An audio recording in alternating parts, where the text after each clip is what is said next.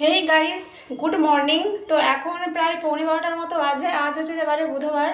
তো আজকে মনে হলো একটু ভিডিও শ্যুট করি, তো এই জন্যই করছি।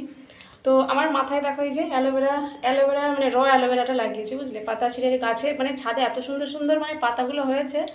তো গোটা গরমকাল গেলে তখন আর করিনি, বর্ষাকালে যত তো মানে হেয়ার কেয়ার স্কিন কেয়ার শুরু হয়েছে, বুঝলে। তো ওই অ্যালোভেরার পাতা কেটে নিয়ে এসেই মাথায় মাখলাম, ভুলে গেছিলাম। সকালবেলা অনেকটা সকালেই উঠেছি, তো ফোন দেখতে দেখতে ফ্রিজ থেকে মাছগুলো বের করে রাখছি, বুঝতে পেরেছো। তো ওই দিন তোমাদেরকে বলেছিলাম যে ব্রিজে এসেছি মাছ কিনতে, মাছ পাচ্ছি না।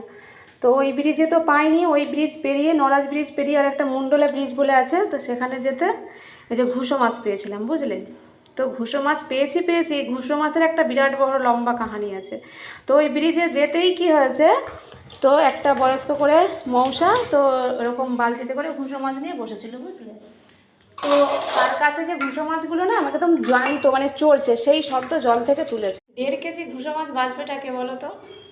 তো পরশু দিনকে মানে আমার তো এসে পুরো আমার অবস্থা কেরোসিন তেল হয়ে গেছিলো। এই যে কৌটোটা থেকে মাছ তুললাম, এই কৌটোটার 2 কৌটোর মতো মাছ বাঁচতে পেরেছি। 8টা থেকে বসেছিলাম খাওয়া দাওয়া করতে, 12টা বেজে গেছে। রান্নাঘর গোছ করতে, সব মাছ বেঁচেছিলাম আঁশ পরিষ্কার করতে, 12:30 মানে 1:45 বেজে গেছে, ভাবতে পারছো।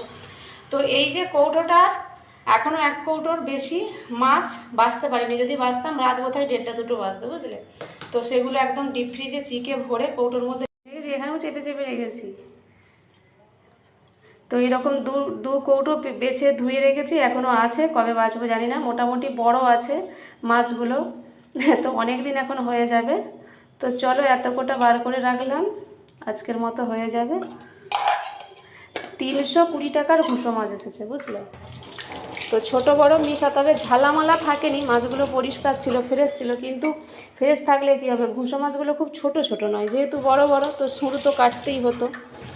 তো মাছ আসা থেকে ওই মাছেরই পর্ব চলছে। সবজি টবজি সেরকম কিছু এখন আর হচ্ছে না পরশু থেকে, কারণ করলে কে খাবে না, ওকে দিয়েই খেয়ে নেবে, ঠিক আছে। ওই সবজি খাবো আমি। আজকে নিচে গেছিলাম, পটল আর কাঁকরুল নিয়ে আসছি।